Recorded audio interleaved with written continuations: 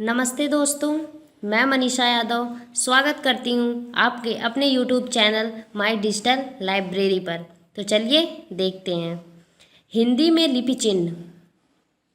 इससे पहले वाली वीडियो में मैंने आपको हिंदी भाषा और लिपि के बारे में बताया था, जिसमें मैंने हिंदी भाषा पर विस्तृत चर्चा की थी। और आज हम हिंदी भाषा की लिपि देवनागरी लिपि पर विस्तृत चर्चा करेंगे। यही आज का हमारा मुख्य बिंदु है। हिंदी में लिपि चिन्ह। देवनागरी के वर्णों में 11 स्वर और 41 व्यंजन हैं। 11 स्वर और 41 व्यंजन कुल मिला के 52 हो जाते हैं।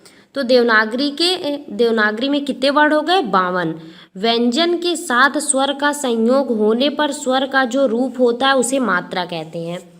व्यंजन वर्णों के साथ स्वर का संयोग, जब व्यंजन वर्णों के साथ स्वर का संयोग होता है तो उसे ही मात्रा कहते हैं। मैंने आपको बताया था कि बिना स्वर की सहायता के व्यंजन का उपयोग या प्रयोग कह लीजिए या उच्चारण या लिखना कुछ भी नहीं हो सकता।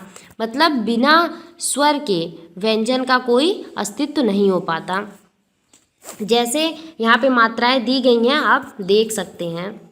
इसके आगे आज हमारा मुख्य बिंदु जो है देवनागरी लिपि।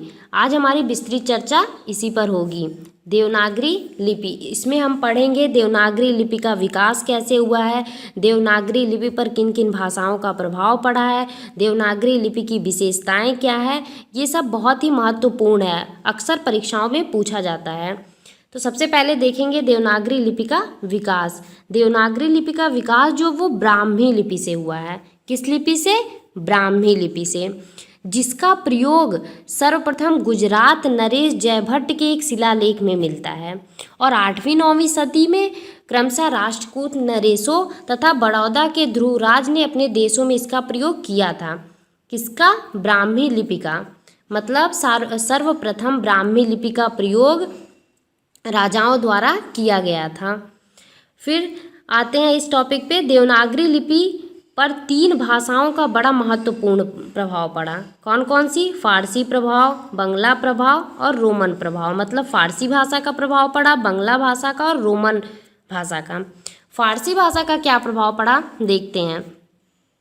पहले देवनागरी लिपि में जिह्वा मूलीय ध्वनियों को अंकित करने के चिन्ह नहीं थे।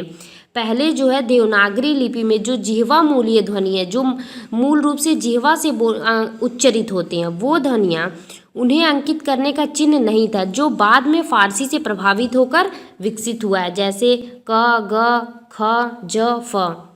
क, ख, ग, ज और फ, ये फारसी प्रभाव से आए हैं। उसके बाद दूसरा है बंगला प्रभाव। गोल गोल लिखने की परंपरा, गोल गोल लिखने की परंपरा बंगला लिपि के प्रभाव के कारण हुई है। आप देख सकते हैं जैसे क, ग, ख, ये सब अक्सर गोल गोल लिखने की परंपरा, ये जो लिखावट इसकी है गोल नुमा है, ये जो परंपरा जो है वो बंगला के प्रभाव से आई है। तीसरा है रोमन प्रभाव। इससे प्रभावित हो विभिन्न विराम चिन्हों, जैसे विभिन्न विराम चिन्ह आए हैं। अल्प विराम, अर्ध विराम, प्रश्न सूचक चिन्ह, विस्मय सूचक, उद्धरण चिन्ह एवं पूर्ण विराम, ये सब आए हैं। आप जानते होंगे कि इंग्लिश के पंक्चुएशन में ये सब चिन्ह रहते हैं। रोमन प्रभाव मतलब वो इंग्लिश का प्रभाव, उसी से रोमन लिपि जो है उसी से आई है। जैसे अल्प विराम, अर्ध विराम, प्रश्न सूचक, ये सब चिन्ह आपने इंग्लिश में देखा होगा।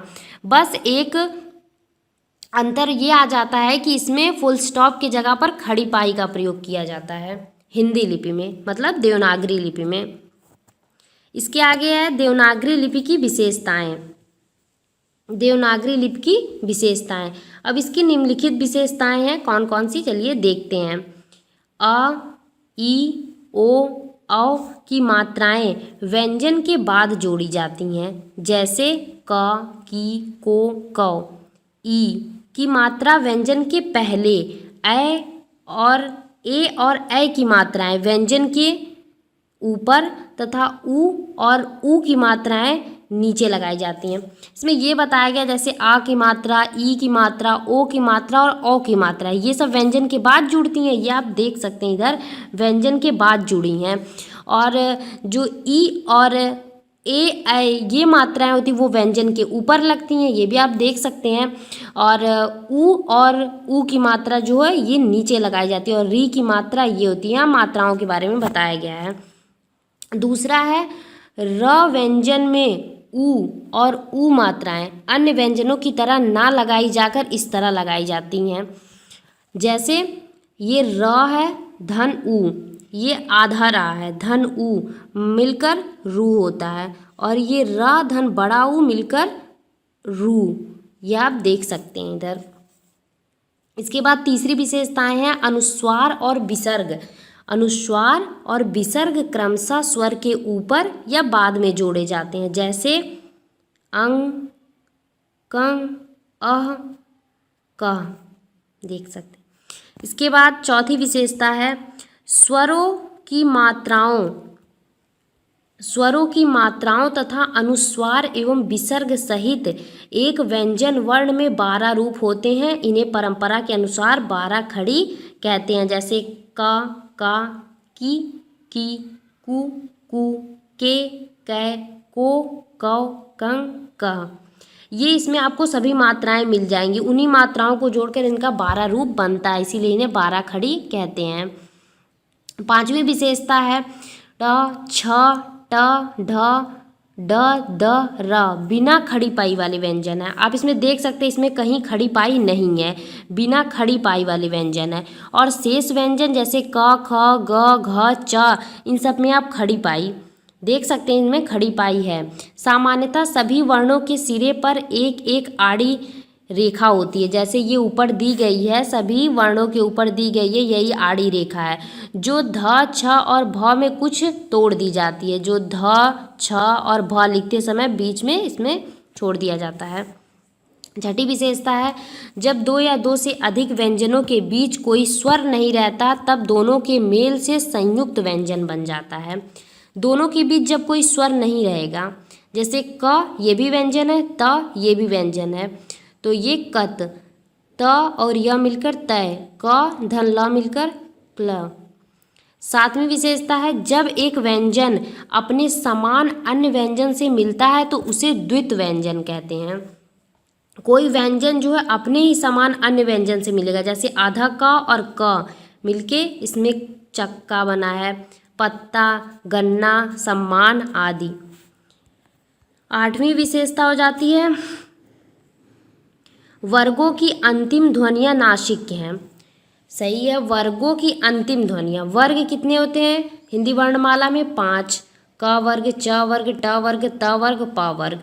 उनकी अंतिम ध्वनियाँ जैसे क वर्ग में क, ख, ग, घ, अंगा। अंगा जो लास्ट का 5वां वर्ण आएगा वो सब नासिक के होता है, मतलब नासिका से उच्चरित होता है। इसके बारे में आगे वीडियो में अच्छे से विस्तृत चर्चा होगी, अभी हम इतना जान लेते हैं। फिर 9वीं विशेषता हर्ष स्वयं दीर्घ स्वर में बटे हैं। स्वर जो है वो भी 2 भागों में बटे हैं, हर्ष और दीर्घ स्वर। हर्ष मतलब छोटा और दीर्घ मतलब बड़ा। छोटा जैसे अ, छोटी, छोटा ऊ ये, और दीर्घ बड़ा, बड़ी, बड़ा ऊ, री ये सब। 10वीं विशेषता है उच्चारण एवं प्रयोग में समानता है। ये भी सही है, जो हम उच्चरित करते हैं वही हम लिखते हैं, जैसा उच्चारण वैसा लिखना। मतलब अगर हम शुद्ध उच्चारण करते हैं तो हम शुद्ध लिख भी सकते हैं। 11वीं विशेषता है प्रत्येक वर्ग में अघोष फिर सघोष वर्ण है। घोष और अघोष के बारे में आगे विस्तृत चर्चा होगी, अभी आप इतना जान सकते हैं। छपाई एवं लिखाई दोनों समान है। निश्चित मात्राएं, निश्चित 11 मात्राएं हैं। प्रत्येक के लिए अलग लिपि चिन्ह है, प्रत्येक वर्ण के लिए अलग अलग लिपि चिन्ह है। इसके आगे मातृभाषा। मातृभाषा वह भाषा जिसे बालक अपने परिवार से अपनाता व सीखता है, मातृभाषा कहलाती है। अपनाता व सीखता है वही भाषा मातृभाषा कहलाती है। जो भाषा हम अपने परिवार में सीखते हैं, सब जो हमें अपने लोगों में सीखने को मिलता है वही मातृभाषा है। उसके बाद है प्रादेशिक भाषा। प्रादेशिक भाषा जब कोई भाषा एक प्रदेश से बोली जाती है तो उसे प्रादेशिक भाषा कहते हैं। मातृभाषा जो हम अपने परिवार में सीखते हैं वो मातृभाषा हो गई। प्रादेशिक भाषा, जब कोई भाषा एक प्रदेश में बोली जाती है, पूरे प्रदेश में जब बोली जाती है तो वह प्रादेशिक भाषा हो गई। अंतर्राष्ट्रीय भाषा, जब कोई भाषा विश्व के दो या दो से अधिक राष्ट्रों द्वारा बोली जाती है तो वह अंतर्राष्ट्रीय भाषा बन जाती है। जैसे अंग्रेजी अंतर्राष्ट्रीय भाषा है, इंग्लिश जो है वो कई जगहों पे बोली जाती है, कई राष्ट्रों में बोली जाती है। जब दो या दो से अधिक राष्ट्र में बोली जा रही है तो वो बेशक अंतर्राष्ट्रीय भाषा ही होगी। इसके बाद आता है राजभाषा। राजभाषा, राजभाषा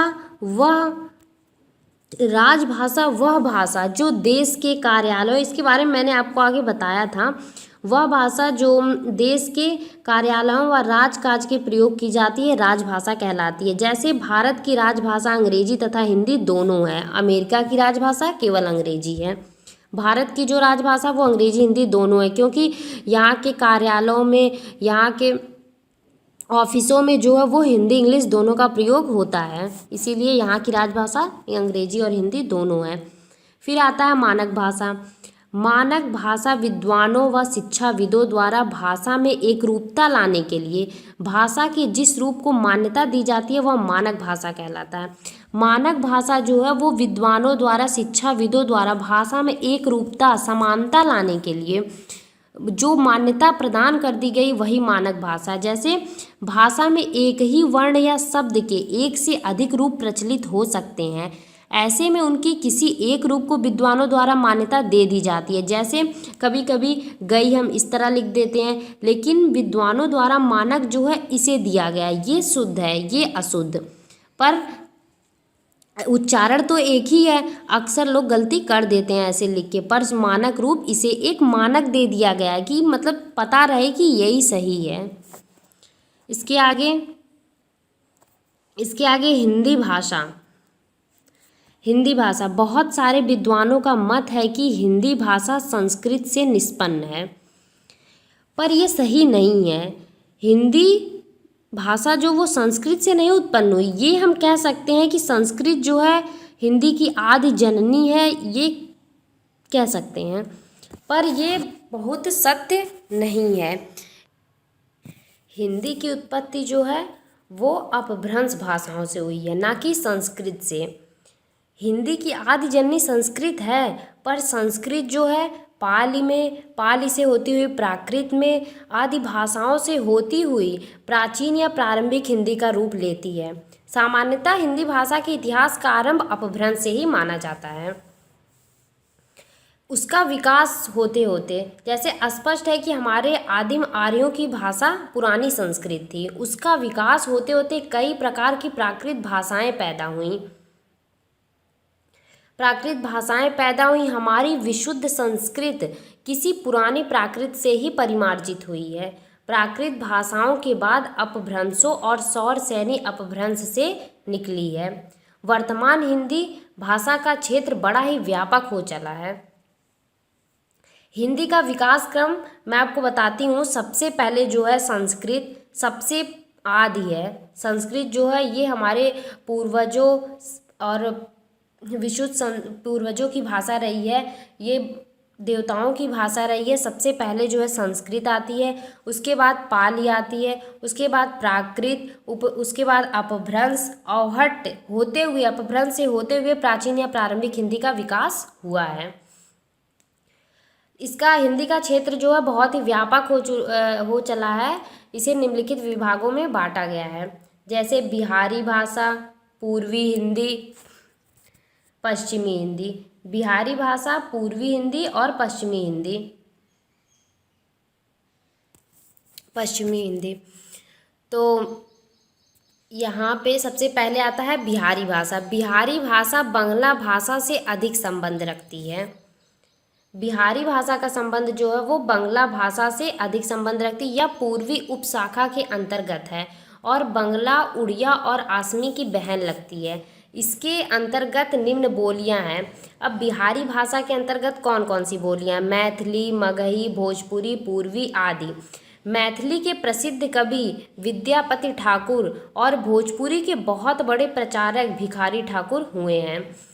उसके बाद आता है पूर्वी हिंदी। अर्धमागधी प्राकृत के अपभ्रंश से पूर्वी हिंदी निकली है। अर्धमागधी भाषा जो है प्राकृत से होते हुए अपभ्रंश से पूर्वी हिंदी निकली है। गोस्वामी तुलसीदास ने रामचरितमानस जैसे महाकाव्यों की रचना पूर्वी हिंदी में ही की है। दूसरी 3 बोलियां अवध, बघेली और छत्तीसगढ़ी। मलिक मोहम्मद जैसी ने अपनी प्रसिद्ध रचनाएं इसी भाषा में लिखी है। जैसे मलिक मोहम्मद जैसी की पद्मावत जो है वो अवधी भाषा में ही मिलती है, जो पूर्वी हिंदी की है। इसके बाद आता है पश्चिमी हिंदी। पूर्वी हिंदी तो बाहरी और भीतरी दोनों शाखाओं की भाषाओं के मेल से बनी है, परंतु पश्चिमी हिंदी का संबंध भीतरी शाखा से है। यह राजस्थानी, गुजराती और पंजाबी से संबंध रखती है। इस भाषा के कई भेद हैं, हिंदुस्तानी, ब्रज, कन्नौजी, बुंदेली, बांगरू और दक्षिणी। ये सब इस भाषा के भेद हैं। तो आज का वीडियो यहीं समाप्त होता है। अब इसके आगे हम अगले वीडियो में देखेंगे। मैं आशा करती हूँ आप लोगों को अच्छे से समझ में आ रहा होगा। यदि आपको कहीं पे भी समझ में ना आए और कोई भी परेशानी हो तो आप कमेंट बॉक्स में कमेंट करके मुझे बता सकते हैं। मैं उस बिंदु पर फिर से विस्तृत चर्चा और अच्छे से आपको समझाने का प्रयास करूँगी। धन्यवाद आज का।